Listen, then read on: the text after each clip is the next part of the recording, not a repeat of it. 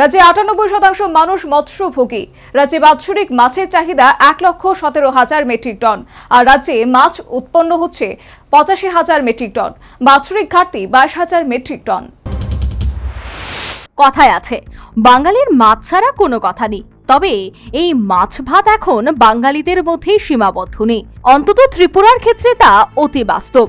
আর সে কথাই Tripura graduate fisheries officers অ্যাসোসিয়েশনের ৫ম দ্বিবার্ষিক সম্মেলনে এই তথ্যই তুলে ধরলেন মৎস্যমন্ত্রী সুধাংশু দাস। তিনি বলেন, রাজ্যে ৯৮% মানুষ মৎস্যভোগী।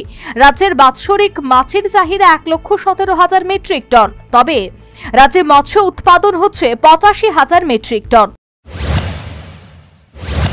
বেশি আমাদের রাজ্যের প্রায় ৯৮% মানুষ কিন্তু ফিশ ইটার, মাছ খায়। তো স্বাভাবিক কারণে ডিমান্ড অনেক বেশি, সেই জায়গাতে আমাদের কিন্তু সেই পরিমাণের প্রোডাকশন আমাদের নেই, আমাদের ইনসাফিসিয়েন্ট প্রোডাকশন রয়েছে। তো আমাদের বর্তমানে এই রাজ্যে মাছের চাহিদা রয়েছে ১,১৭,০০০ মেট্রিক টন, ওয়ারেজ আমাদের প্রোডাকশন আছে ৮৫,০০০ মেট্রিক টন। তো বাকি যে গ্যাপটা রয়েছে সেটা আপাতত আমরা পার্শ্ববর্তী রাজ্য যেমন পশ্চিমবঙ্গ বা অন্ধ্রপ্রদেশ অন্যান্য জায়গা থেকে আমরা সেই গ্যাপটাকে ফিল আপ করি।